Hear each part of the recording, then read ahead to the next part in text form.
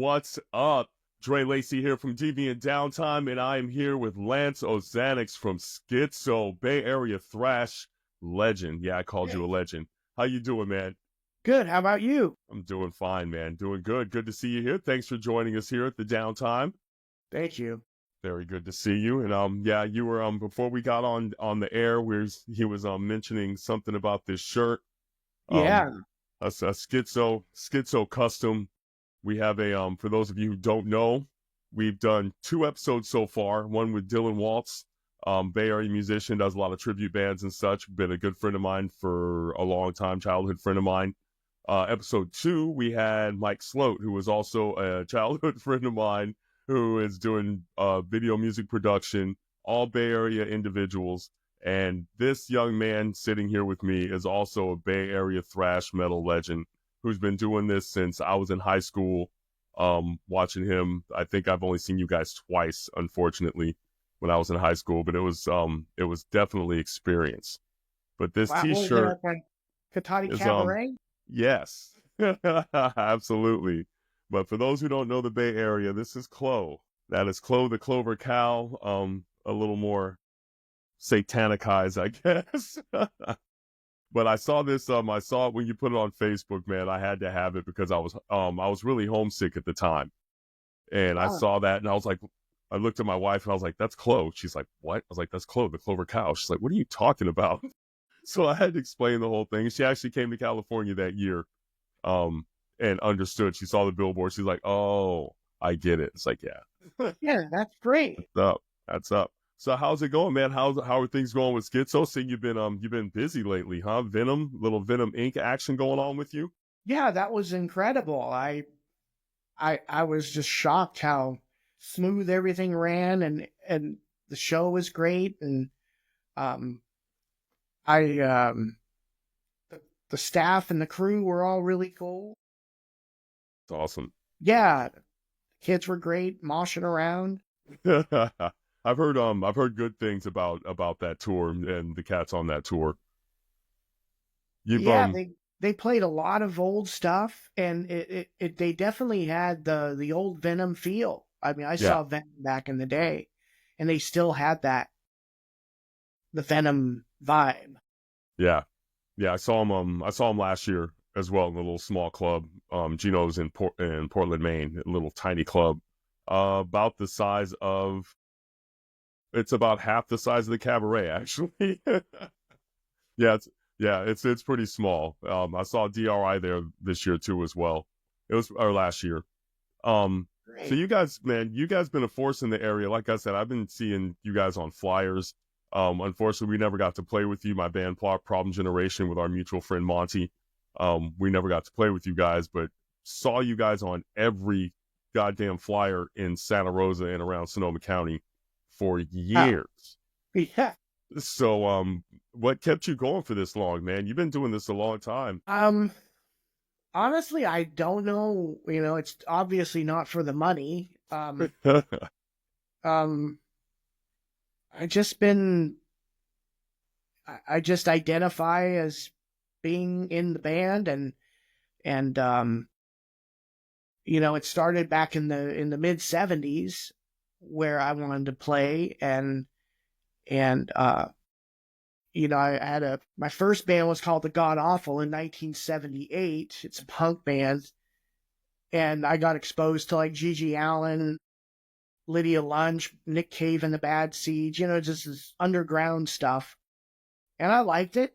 And then the band was very psychedelic, very punk, and it was good. But then I saw a little clip of Motorhead on TV around 1980, and I'm like, whoa, I got to be like that. I mean, more aggressive, I guess. And then um, I started calling my band Venom because I didn't know there was another Venom, so I claimed I was Venom back in 1980. Then I walked into a import record store and I saw Venom paraphernalia already, and I'm all, oh, have to change the name now. So we changed to Skitzo. My drummers came up with that. And then started playing in the Bay Area and eventually out on tour in 1988, so forth. And then, the thrash scene kind of dissolved in 93, but we kept going. Grunge killed it, dude. It was it was really a weird time. We started getting really some notice around 92, 91. We started getting spec deals from Capitol Records and good stuff. We were going to be on Beavis and Butthead, and all these videos are coming into play. And then, like you said, something with the grunge just happened. And kind of, I don't know, you're definitely like, the bottom dropped out. And so we're like, oh, wow. And a lot of my band members are getting older, and, people want to get a family. One of my drummers, he went into the Army, Scott Reynolds, and, they wanted to set their future up. So, of course, people are going to do what they're going to do. Then we lost our guitar player in a motorcycle accident, Ken Springer. And that was really devastating. So at that time in 95, 96, I started experimenting with mannequins on stage. It was really hard to just have him replaced. So I went to some rap shows and I saw them do a track show. And I'm thinking, wow, okay.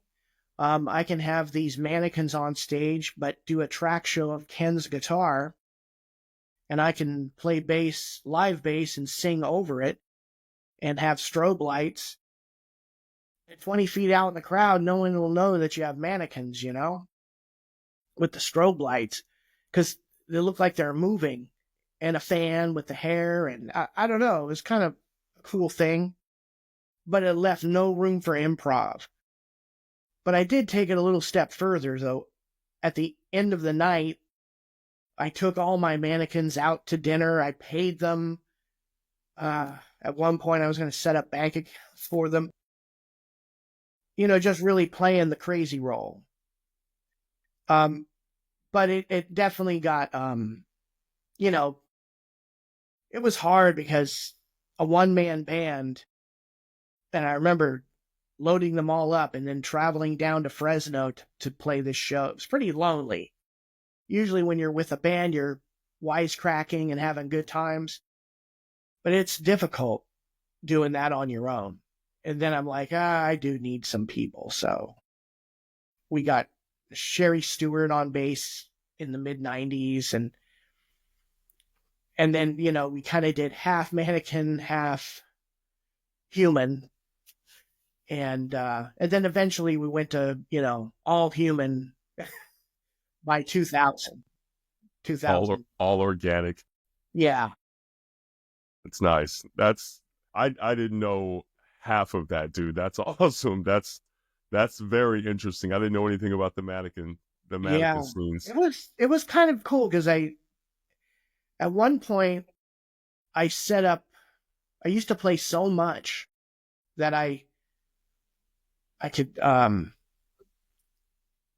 with having mannequins, I could do 2 or 3 shows in a night in all different areas of the Bay Area. And so I used to do that. Pack up, load up, go, do an 8 o'clock show and then in Berkeley, and then travel over to San Francisco and do an 11 or midnight show. And then on top of that, I think I threw in my Black Sabbath tribute band, and I did something in San Jose that night, Yeah, it was really a weird... Oh, and then I was in a punk band back then called Adjective Noun. I played drums. I think I was in 5 bands, 8 nights a week or something like that at one point. It was weird. All for the love, right? Like you said, it's not for the money. Well, that, and also I was still grieving of Ken's death, I really didn't want to face it. It's pretty hard. I don't know. It hurt having your musical soulmate die, and then, all your dreams just come crashing. And, yeah, he was a good friend, and you would have loved him, man. He was just an awesome human being. Even my current bass player, Nate, he knew him. He was at Ken's funeral too, and it was pretty heavy. But yeah, we tribute to Ken as much as we can because he was such a good guy. That's good. That's good. I'm sure there's worse ways to grieve than delving into your art, man. That you could have gotten. Exactly. You could have delved into a lot worse things than your music. So that's good. It was a good outlet for you. Yeah, well, I quit the booze and drugs when I was 17. But I started when I was 5. I was drinking, doing drugs by 6, 7, smoking PCP at age 8 and shooting up around 11, 12. Got hooked on PCP from 12 to 17. So, you could just say I lost my mind after puberty, or I never even went through puberty. So, had some spells in the mental hospital. But yeah, it was a really crazy time growing up, It was very Lord of the Flies. Oh, we were pretty fucking feral, man. You remember that? Yeah. Yeah, you're born and raised in the Bay, correct? Well, Hillsburg. Yeah, okay. Yeah. I mean, so yeah. It's now considered wine country, but I know where all the bodies are buried in. Yeah. Yeah, I understand. I don't know anything. You don't know. So, excuse me. Over 20 albums, man. Over 20 albums, gone through all these different evolutions of what Skitzo is, and even any side projects. What's kept you motivated to keep doing this, man? Because like we keep saying it, there's no money in metal. I'm gonna say this, kids, listen to me right now. There's no money in metal. There's no money in punk. Do it for the love of it. Because if you love it, it's gonna mean a lot more. If you do it for the money, you're just gonna be broke and pissed off. So do it because you love it. So we're at the point where it's we established this product of Skitzo, which honestly we have a good 5,000 fans around the world. 5,000 fans, just who they've been stuck with us since day one. We're not getting any more. We're not getting any less. So, they've been floating us this whole time, rallying behind us, and I owe it to them, and they stuck with us, so I'm going to stick it out. It's awesome. That's doing it for the fans. But there's got to be some then, like you said, with losing a friend that you started doing this with. There's a heartfelt connection to this whole thing. After you've been playing music and doing this for so long, just stopping, like taking a hiatus is one thing. I had to stop playing for a long time. And it's like, yeah, whatever. Music is whatever. And I don't know if I was going through a depression, if it was just life happening with me being married and children and job or whatever it may be. But I kind of lost myself for a few years here and there. Picked up a guitar, started noodling around again, and everything changed, dude. Right. So it was like, oh, this is what was missing. There was a piece of the puzzle that was missing this whole time that I could have went ahead and solved this problem if I would have just picked up guitar or a pair of drumsticks or something like that. Well, being able to just stay motivated and play and do that is one thing, but releasing products, man, that's a totally different animal. Well, it's funny you mentioned quitting, because I really did throw in the towel in 1999. I thought this would be a perfect time to just quit Skitzo and maybe do something different or whatnot. And you remember Ken Springer, and then I get a phone call from Jerry Springer. Yes, and the Springer Show. And I'm like, they said, we're doing a new different kind of route. We can't really fight on TV anymore because we can get thrown a felony for causing a riot or a fighting. So we're going to go more of a sick route. I go, okay, well, so let's do something with puking. And so that's how that happened. And then when I went on the show the first time, it was a pretty big deal. You know, you got 55 million people watching you, and your band name's thrown out there. And now I'm in a whole different snowball effect. What I thought was I was going to quit, now it's just momentum. And I just ran with it at that point because that was my second chance, I guess. And it was fun. It was crazy. You know, then it went from Judge to Jerry Springer's Judge Judy and Ripley's and Howard Stern's. Can't even think. There was a lot of TV shows and radio shows. I was on. Was it before that? Before that, I was a guest host with Dwayne The Rock and Tiny Tim and myself on this radio show.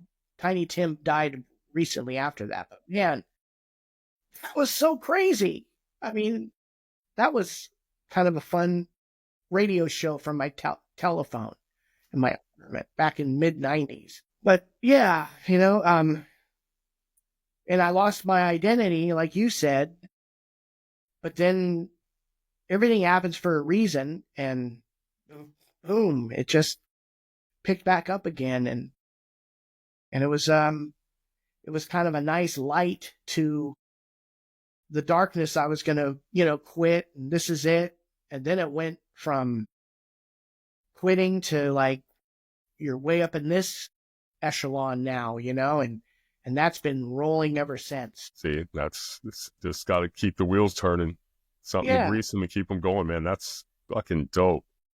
Now, for people who have no idea about Skitzo and how you traumatized a lot of 7th and 8th and 9th graders in the 80s with the stage show, you're going to have to explain the whole puking thing to people who don't know. I'm well aware, but I don't want to spoil the surprise. I would much rather you explain the whole thing. Okay. Well, it was in the 70s where my friend of mine, we said incorporating Exorcist and Kiss, green puke, and I guess I was born without the top of the esophagus or something to where I can just exhale whatever I eat or drink. So it's not like I'm getting sick. It's not the gag. It's just a really smooth transition to be like, and honestly, I can't go upside down on rides if I eat because it'll spill out. So when we first started Skitzo, I was puking stuff up like green Gatorade but that was so thin it was coming out through my eyes, and that sucked because it hurt. And I fine-tuned it to where it's more of a green cream effect, which is a little bit more better.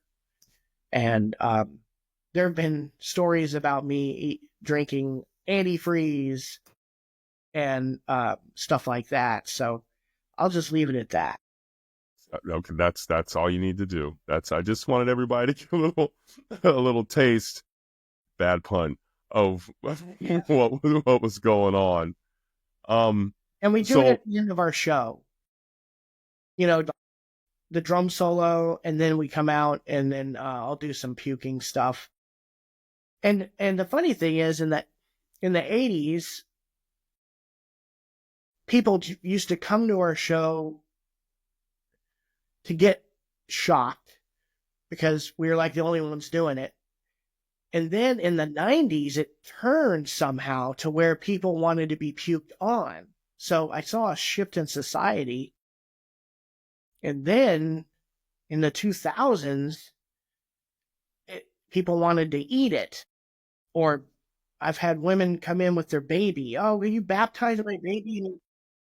And I'm like, I'm going to kill your kid if I do that. You know, like, you can have the kid. I said, that's my line. I'm not going to baptize your baby. So that's a great line to not cross, dude. I respect that line.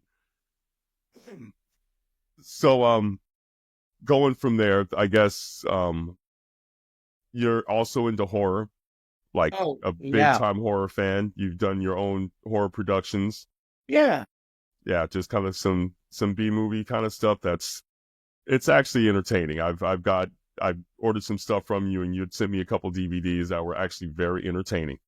Good. And Yeah. it's nice, just gory fun, man. It's a good thing. You have any plans to keep that going and keep that stuff happening? You're gonna do a big production of the Toolbox Murders or something?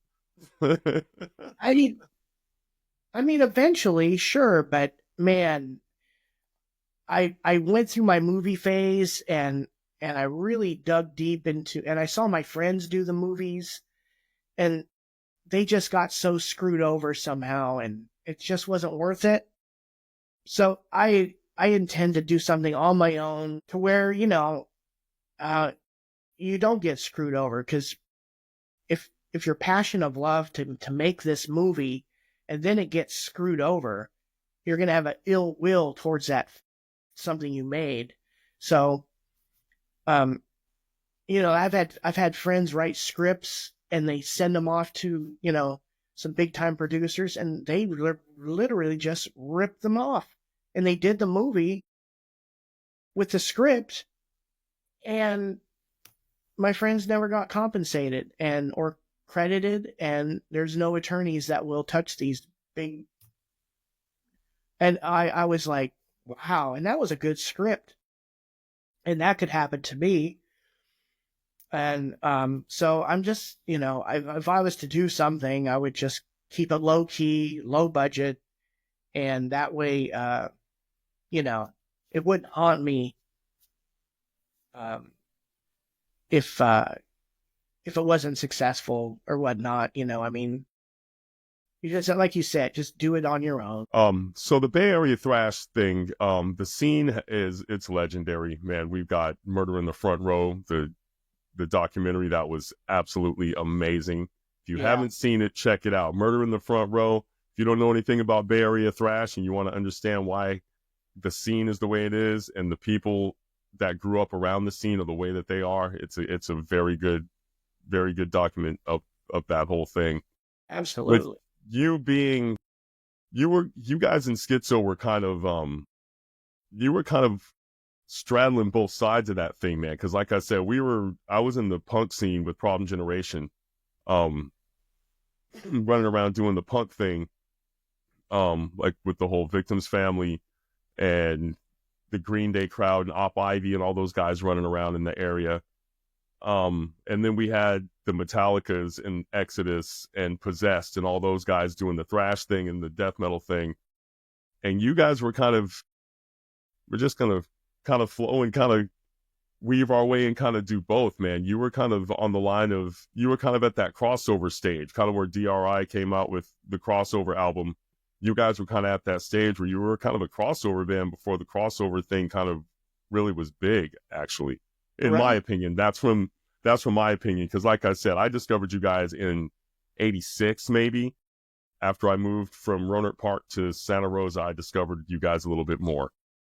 Yeah, I mean, we played with all kinds of punk and metal and hardcore, and we had no problem playing with anybody, and every show was cool, and we never really said we're just going to be metal only. We're just going to have fun and make friends and connections, and on an equal opportunity thrasher, I guess. We have this loyalty about the Bay Area, and it seems like from what I've heard and from what I've been looking up, the scene's starting to kind of come back. There's kind of a resurgence happening in the area as far as going back to the roots of what it was and not kind of going along to what the trends with the whole nu metal thing and grindcore and all that kind of stuff. There's a lot of bands out there doing the old roots kind of stuff. What do you think about that? Are you on board with that? Would you rather see more progress, or you like the old school thing like us old cats are doing? Honestly, I'm not picky. as long as the pits don't have the lawnmower and the karate kicks in the pit, that's one thing I was like, what the hell is this? The elbows are flying like this, and the feet are like at your face level, you know? I'm like, whoa, what is this? You know? I'll take anything but that. It's gotten uncomfortable in the pit. It's gotten uncomfortable being anywhere near the pit, most Right. definitely. I come from the old days where the circular pit, you put your arms around your friend and you're having like a fun thing around a circle, and, you know, maybe a mosh or two type thing. But I don't like how, I think it was like 87, 88, where the jocks started coming into the pit and going against the grain, and it became like a fight almost. Everybody was kind of like in unison to, you know, I mean, I remember the days at the River Theater and the pit just going like this in a circle. And I feel I was on stage feeling the wind of the air. And I thought, man, this is really cool. And then like a couple years later, there was no more wind circular pit. It was just this big mesh of people. And I'm all, oh my God. Yeah, it's just, there's no toxic waltz. There's no waltz in the toxicity anymore. No, not anymore. So I encourage people to just, you know, flow is one, I guess. For the casual fan who's never heard of Skitzo, who may end up for some god awful reason jumping on and watching my podcast. Okay. And just discovering you guys. So if you had one of your guys' albums, if you were like, hey, if you want to know what we're all about, and you only have one album to present to someone, which one would that be? Wow, shoot. Well, I'd say the Ken Springer one called Sign Us or Suck Us has the dinosaur on the cover. Or the one me, Nate, and Noah did called 5 Point Containment. And the latest one we did on vinyl, which is with pieces on that one, you know. But and so I'd say any of those. And we're working on this new album right now, so that should be fun. How long you guys been in the studio working on this one? Well, we're just completing writing 6 or 7 songs. We're gonna make it short, and then we're going into the studio probably in the summer. We haven't been recording yet, but we will. Okay. Nice. It's exciting. I've always liked going into the studio. Like every band I've been in, it seems like they're like, I hate being in the studio. I love doing studio work. Yeah, you know, it's funny. I cannot do a home studio because I'll never finish. I'll always be critiquing. But when I go and pay by the hour, I like that better because, you know, it has to be finished or you run out of money. Yeah. Yeah. And to an extent, man, it just too much critiquing takes the feel out of it. You know, if everything can't be too perfect. I know. You know, well, there's Black Sabbath's first album. They did that whole album in 3 days. And it was pretty good. And it's a pretty perfect album as far as metalheads go. Yeah. It's not, you know, there's better produced albums, but that album is just, it's a great album. The track listing, the way it's lined up, it's a great album. Great stuff. Speaking of Sabbath, you're helping me segue, man. You're helping me produce this whole thing. That's awesome. You're helping my editing really easy. Let's talk about Sweetleaf a little bit, since we were talking about tribute bands. Tribute bands are pretty big in the Bay Area, and obviously Sabbath is a big influence on you. So you got Sweetleaf. Is that still something that's going on? Are you still doing that? Well, Sweetleaf started in like 1989, and I just ended its run in 2024. It just comes to a point where, number one, I am getting older, and it's hard to push out the vocals of that kind of range. You know, we were doing like 3-hour shows. Oh my God. Yeah, maybe 4 sometimes with an acoustic set. And I'm like, yeah, And then I have other, I want to focus on Skitzo and the God Awful are back together. So, and I recently lost a couple of members in Sweetleaf. Mike Dietrich, the original bass player. It just felt time for me to end that. I mean, it is an incredible band with great members. You got Steve Smythe and Hoffman and Dave Delicio and Chris Newman on drums. And, but, I also have, Electric Funeral, which is a strictly Black Sabbath tribute. Sweetleaf was Ozzy and Black Sabbath. That's why it's so long, Uh-huh. Gotcha. It's it was cool to see. I'd seen a couple YouTube videos of it, and you have the costume with the fringe top and everything. That was pretty right. Stage mannerisms and everything, man. I was on point. Yeah. Pretty slick. Yeah, it's fun to do for sure. So 2 projects still working, the God Awful and Skitzo. What do you have? What's going on? You have tour plans lined up for one or both bands? You have albums coming up for both bands? Yeah, we just hooked up with Dave Elfson from ex Megadeth. We're going down to LA to support their Kings of Thrash band at the Whiskey A Go Go. Nice. So we're going down there in September. That's outstanding. Yeah, it's gonna be a good show, and it's our guitar player's birthday weekend, Jason Wright. So we're all gonna go down there and celebrate and have a good time. Probably hang out with the Lemmy statue at the Rainbow. Well, why wouldn't you? Exactly. That's cool. So just that's all you guys got lined up? No, nothing touring as far as we're gonna work on the album, I think. Focus on that. Okay. Yeah, no long touring, but we'll do sporadic shows.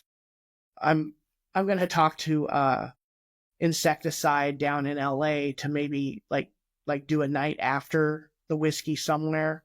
Have you ever heard of Insecticide from LA, Sherman? I don't think so. It doesn't sound familiar. Look them up. They're amazing. We toured with them in 1988, and we've been best friends ever since. Okay. They're the greatest guys. I will definitely take a look at that. If it's from the old school, I'll definitely check it out, man. Yes, they are. Outstanding. Well, Lance, man, this has been educational. I've known a lot about you guys just from growing up, but I've learned a lot of cool stuff as well. That's pretty slick, dude. We got to do this again after you come back from LA, because I'm curious to know how the whiskey show goes. Thank you very much, my friend, for joining the downtime and coming to hang out with us. That was really fun, man. Appreciate it. Hell yeah, man. Do me a favor. Send me those links and I'll make sure I get them in hyperlinks on the YouTube page so everybody can get to them. All right, brother. I got you. Thanks again, Lance. You have a good day, bro. All right, man. Deviant Downtime.